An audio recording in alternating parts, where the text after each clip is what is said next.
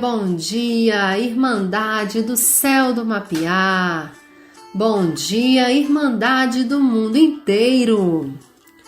Meu nome é Jaqueline, fardada da doutrina, aqui de Minas Gerais, e quero dar as boas-vindas a você, prezado ouvinte, prezada ouvinte, a mais um programa Estudo Fino, um oferecimento da Rádio Jagube. Antes de iniciarmos nosso diálogo de hoje, gostaria de saudar e agradecer a madrinha Rita, ao padrinho Alfredo, ao padrinho Valdete, a madrinha Júlia e todos os nossos padrinhos e madrinhas do Céu do Mapiá, nossa matriz espiritual. E também a toda a equipe da Rádio Jagube pelo trabalho e pela abertura.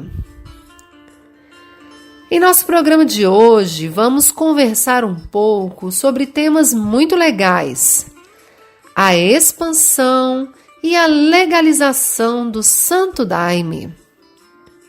Vamos resgatar um pouquinho da história da expansão da doutrina e lembrar o papel tão importante do Padrinho Sebastião, da Escéflo e da Irmandade Daimista na legalização e na garantia da consagração do Ser Divino Santo Daime e da Ayahuasca no Brasil.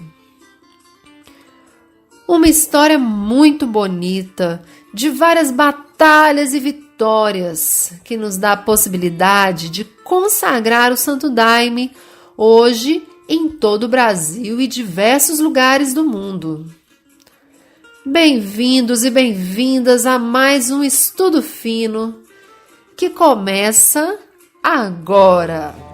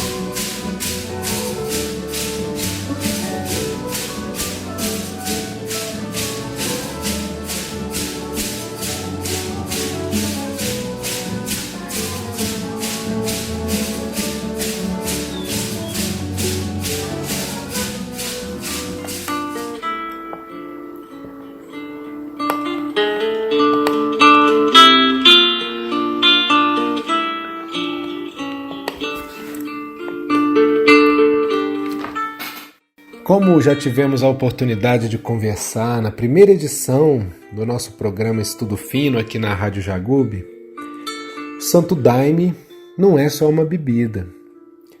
A nossa própria irmã Fátima, aqui da rádio, recentemente colocou uma postagem no Facebook pedindo para que as pessoas se manifestassem e dissessem o que significa o Santo Daime para elas. E as respostas foram muito ricas e bastante variadas. O Daime é minha forma de vida. O Daime é o Daime, o professor dos professores. O Daime é o nosso pai, nosso irmão e companheiro.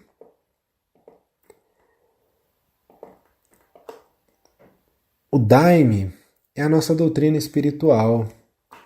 O Daime é o espírito consolador. É uma proposta de construção de um mundo novo. E por aí vai. Todos nós fardados sabemos que o Santo Daime vai além do nosso sacramento, né? Mas todos nós também reconhecemos o poder e a beleza da bebida sagrada que comungamos, que é um ser divino, como nos ensinam os hinos. Essa bebida, de origem imemorial, que é utilizada de forma ritual por diversas tradições indígenas e espiritualistas,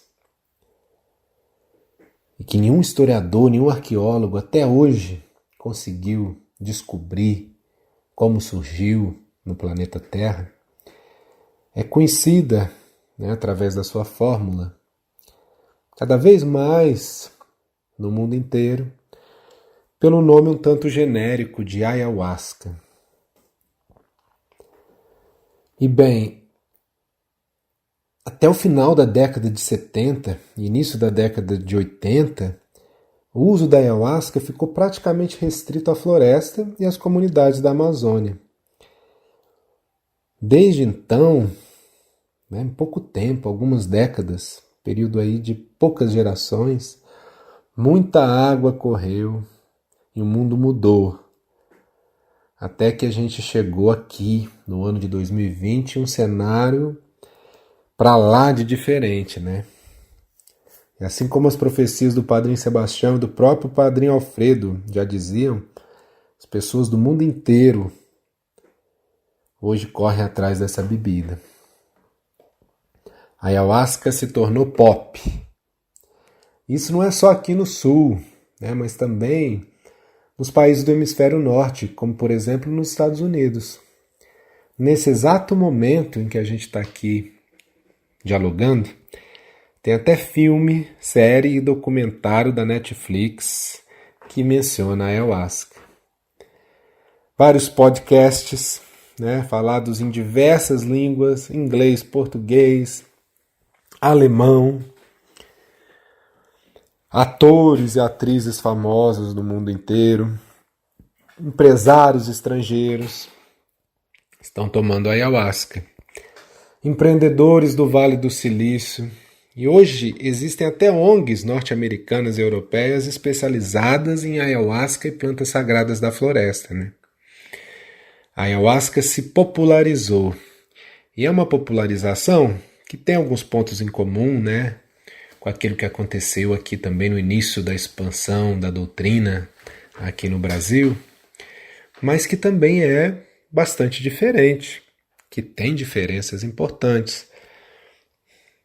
É uma expansão e uma popularização global e que envolve também muitos usos que não são religiosos e espiritualistas, como o uso para pesquisa, por exemplo, uso terapêutico, terapia psicodélica, e muitas pessoas e organizações que não estão vinculadas a nenhuma doutrina espiritual hoje tomam ayahuasca, e muitas pessoas que jamais vieram para o Brasil, jamais visitaram a floresta. Então, uma expansão bastante inédita que está acontecendo hoje no mundo inteiro. E existem vários pontos muito interessantes, dessa grande expansão internacional, que alguns escritores também chamam de diáspora, essa expansão. Então tem vários pontos interessantes. Muitas pessoas que tomam a bebida sagrada em outros países recebem curas, sentem uma reconexão com a natureza, uma ligação com os povos e as comunidades da floresta, passam a refletir sobre a sua vida, sobre os rumos da nossa sociedade, sobre a necessidade do ser humano parar de poluir, cuidar do meio ambiente, ter uma consciência ligada à nova era. Isso nos lembra também da profecia do mestre Ireneu, contida no Inário Cruzeiro. Doutrinar o mundo inteiro, para todos aprender, castigar severamente quem não quiser obedecer. E pensando nessa mensagem como um todo, também tem muitos desafios, por outro lado, neste movimento mundial. E um desses desafios é a banalização, daquilo que é sagrado, a transformação dessa bebida sagrada em uma mera mercadoria. Então hoje a gente olha na internet, não precisa nem fazer uma pesquisa muito ampla, uma pesquisa simples, e a gente encontra pessoas anunciando a venda de ayahuasca na internet, vários canais, no Facebook, no WhatsApp, no Instagram, pessoas vendendo cápsulas de gel, microdose de ayahuasca, misturando a bebida com vários outros componentes e até substituindo o jagube e a rainha por outras plantas, por outros materiais. E tudo isso faz deste momento pelo qual nós estamos passando um momento bastante particular, onde é muito importante também nós estarmos bem alinhados, bem conscientes, bem informados, e com uma responsabilidade para que nós possamos vencer juntos e enquanto doutrina também os desafios do nosso tempo de globalização, E nada melhor para nos inspirar a refletir sobre tudo isso e a agir neste mundo de agora, do que resgatar um pouco da história da expansão da doutrina e da legalização dessa bebida no Brasil. Um processo que teve e continua tendo uma participação muito importante de toda a linhagem espiritual do Padrinho Sebastião e da Madrinha Rita.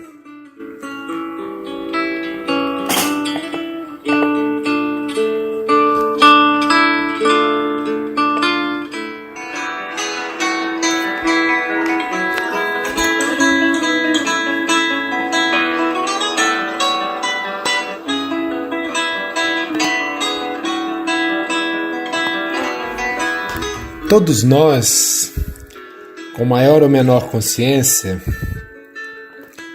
colhemos de alguma maneira os bons frutos da expansão da doutrina promovida pelo nosso querido Padrinho Sebastião. Foi através do trabalho do Padrinho Sebastião que as pessoas que moram nas cidades tiveram a oportunidade incrível de conhecer o ser divino Santo Daime e de seguir a doutrina da floresta. Tiveram a oportunidade de aprender um pouco das várias ciências da doutrina, a ciência do feitio, a ciência musical, de ter um plantio de jagube de rainha nas suas próprias igrejas, nos seus próprios terrenos. E é sempre bom a gente resgatar essa memória, As pessoas que moram na floresta também tiveram oportunidade de conhecer muita gente nova, de todo canto, de fazer novos amigos, a oportunidade de visitar outras igrejas, visitar outros lugares, receber visitas também na sua própria casa, e assim por diante. Através do trabalho do Padrinho Sebastião, a doutrina que até poucas décadas atrás, não faz muito tempo, algumas pessoas mais antigas ainda devem se lembrar, era algo reservado para algumas dezenas de pessoas que moravam na Amazônia. E com o Padrinho Sebastião, a doutrina se transformou numa doutrina mundial, com irmãos que moram na floresta também, mas também no Japão, no Havaí, São Paulo, no Vale do Juruá, em tudo que é canto. E esse processo tão especial não foi fácil, e nem da noite para o dia, né? Então, foi preciso muita coragem e muita união por parte de muitas pessoas, homens e mulheres da nossa doutrina. Várias dessas pessoas, moradores e moradoras do Céu do Mapiá. E aí a gente pode tentar aqui trazer uma pequena e simplificada cronologia para resgatar um pouquinho, né? Quase nada, porque a história é muito grande, mas um pouquinho dessa história que mereceria aqui muitas horas de conversa, né? Para a gente destrinchar um pouco mais. E aí a gente pode lembrar da firmeza do Padrinho Sebastião ao levantar a bandeira, ainda lá na década de 70, da construção da colônia 5000, de todas as pessoas que chegaram de fora, né, naquele momento, como é o caso do nosso irmão Lúcio Mortimer, tão importante para a doutrina e também para a Rádio Jagube, da história que os antigos viveram na jornada pelo Rio do Ouro, todas as pessoas e os veteranos que abandonaram a sua vida em Rio Branco para seguir o sonho e a profecia do Padrinho Sebastião, vários homens e mulheres com as suas famílias, seus filhos pequenos, das conversas com o INCRA, da ida do Padrinho até a Polícia Federal, da afirmação da sua história, que se tornou também a nossa história, né? Cada um de nós tem um pedacinho aí também. Do desbravamento da fundação do Céu do Mapiá, da fundação das primeiras igrejas do Sul, ali no início dos anos 80, Céu do Mar, Céu da Montanha, Céu do Planalto, todas elas aí um bastião da doutrina nas cidades e que continuam em pleno vapor. E por aí afora, né, a doutrina se expandindo para cada estado do Brasil. Se a gente fosse aqui abrir, né, uma janela para contar um pouquinho de cada igreja, de cada local, de cada história, são tantas emoções, né, como já dizia aí o cantor Roberto Carlos. Mas eu queria aqui chamar a atenção para um ponto importante também, do qual às vezes nós não nos lembramos muito, que são as lutas pela legalização e pela regulamentação do uso do nosso sacramento, que é um fruto que hoje nós todos recebemos e que é um assunto que está muito ligado com a expansão da nossa doutrina.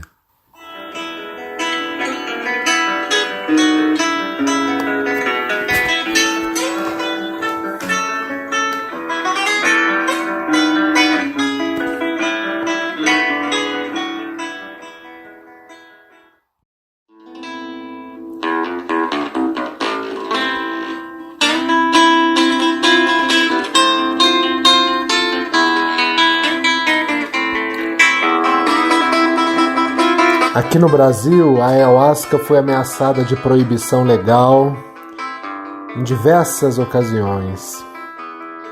Voltando no tempo um pouquinho, já lá no ano de 1982, no início da expansão da doutrina pelo Brasil, o Ministério da Justiça instituiu uma comissão multidisciplinar,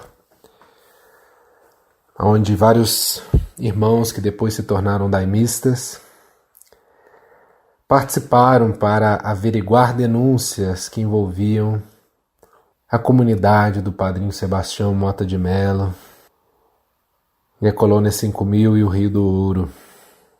E a história do nosso padrinho é tão bonita que os membros dessa comissão Vários deles se tornaram daimistas, inclusive depois se tornando também padrinhos da doutrina. No ano de 1985, o jagube, nome científico Banisteriopsis caapi, foi colocado na lista de substâncias proibidas pelo DMED, a Divisão de Medicamentos do Ministério da Saúde, com argumento equivocado, errado, de que o cipó tem DMT. Aí depois, em 1986, o CONFEN, que era o antigo Conselho Federal de Entorpecentes, designou uma comissão orientada a avaliar o uso religioso da bebida, que resultou, aí sim, no ano de 1987, na permissão da sua utilização para fins religiosos. Tudo isso com o nosso padrinho Sebastião tomando conta de todo o rebanho de fardados do Brasil inteiro. Conforme o tempo foi se passando, já depois da passagem do padrinho Sebastião e com o padrinho Alfredo já no manche, em 24 de novembro de 1991 foi assinada a Carta de Princípios das Entidades Usuárias da Ayahuasca, assinada também pelo Ceflures. Depois disso, o processo de legalização do uso da Ayahuasca teve um grande revés, quando em 1992, por causa de uma simples e falsa denúncia anônima, o governo decidiu que a questão deveria ser reexaminada. Essa denúncia, só para a gente ter noção de todas as perseguições, que o Santo Daime já sofreu. Aí, desde os tempos do mestre Irineu, essa denúncia chamava as pessoas que tomavam ayahuasca de fanáticos, dizia que a bebida trazia um risco para a segurança pública, entre várias outras barbaridades. E essa simples denúncia levou à formação de um novo grupo de trabalho, que depois de estudar e analisar, decidiu reiterar a decisão do CONFEN. Aí depois disso teve uma resolução que proibia a exportação da bebida e a utilização por indivíduos com menos de 18 anos de idade. E aí a sugestão já do CONAD, Conselho Nacional Antidrogas, na época era esse o nome, da criação de um novo grupo de trabalho para poder avaliar essa questão. Muitas lutas, várias décadas, muito envolvimento de vários irmãos e irmãs da doutrina, diálogo, muitas vezes desafiador com o governo. E somente em 2004 esse grupo foi criado. Esse grupo foi chamado de GMT, Grupo Multidisciplinar de Trabalho sobre a Ayahuasca, e reuniu não só os membros do governo e do CONAD, e pesquisadores e pesquisadoras, mas também representantes dos grupos que consagram a bebida sagrada, inclusive a ICEFLO, representada pelo querido padrinho Alex Polari. Esse grupo chegou ao seu parecer final em 2006, tentou estabelecer uma deontologia do uso da ayahuasca, quer dizer, normas e princípios para a utilização da bebida. E esse parecer concluiu pela garantia do uso da ayahuasca para fins religiosos. E ele foi incluído na resolução número 1, resolução 01 de 25 de janeiro de 2010 do CONAD, Conselho Nacional de Políticas sobre Drogas. E essa resolução ela tem validade até os dias de hoje, sendo um documento importantíssimo para a regulamentação do Daime, da ayahuasca no nosso país. E todas essas conversas desaguaram depois também num processo de patrimonialização da ayahuasca no Brasil. Um processo que contou inclusive com uma visita da equipe do inventário do IFAM. Não sei se alguns irmãos e irmãs se lembram dessa visita, do Instituto do Patrimônio Histórico Artístico Nacional ao céu do Mapiá. E esse processo continua em aberto e envolve um diálogo com vários outros grupos e também com os povos indígenas. E a Ceflo sempre marcou uma presença importante em todos esses movimentos, com muita luta para que nós tivéssemos e tenhamos sempre a oportunidade de consagrar o nosso sacramento dentro da legalidade.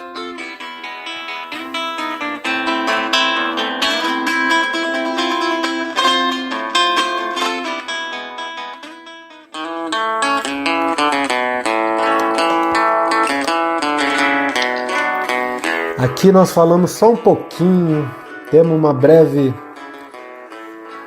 palhinha, reduzindo uma história comprida, longa, cheia de riqueza e de nuance, em breves palavras para poder caber no espaço aqui do nosso programa.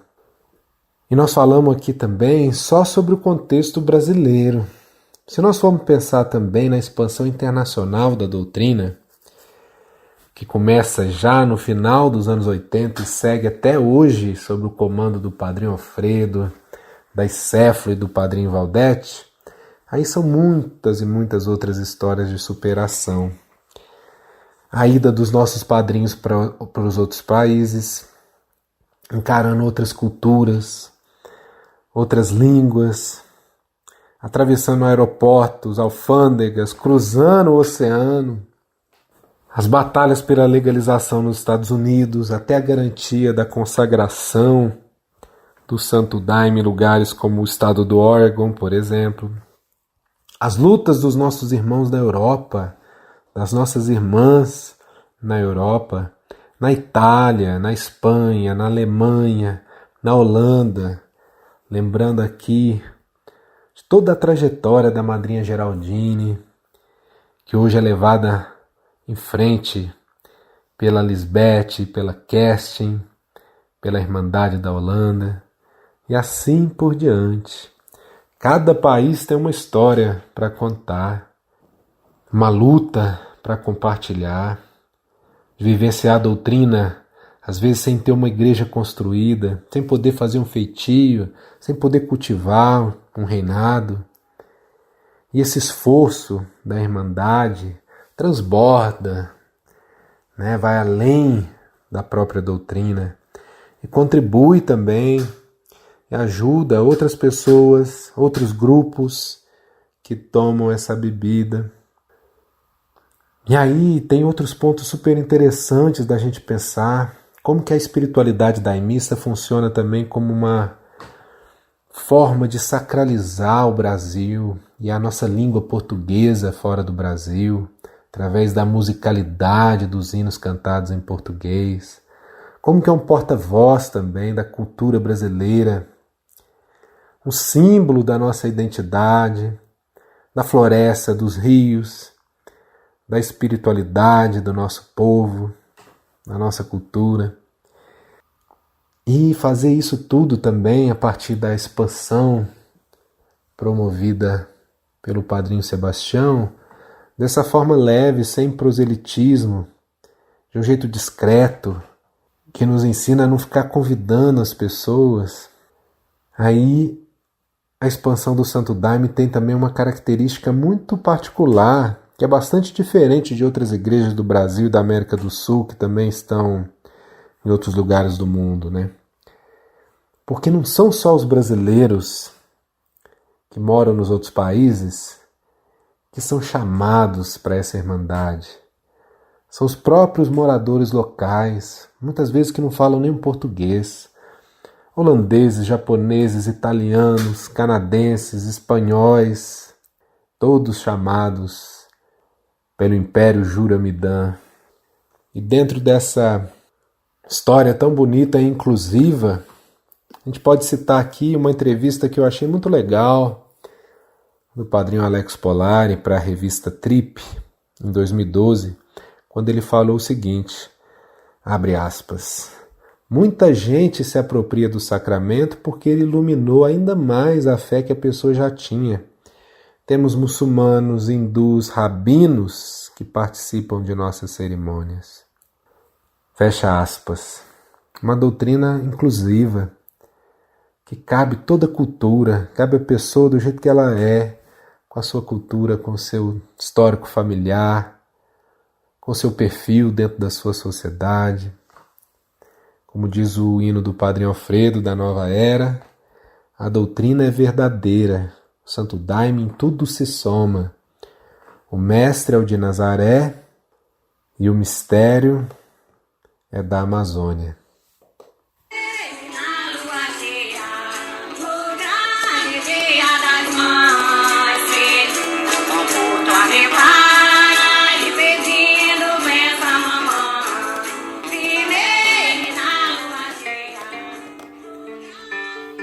Muito bem, Irmandade, queridos amigos e amigas, nós teríamos muitíssimo para falar e conversar sobre a expansão da nossa doutrina,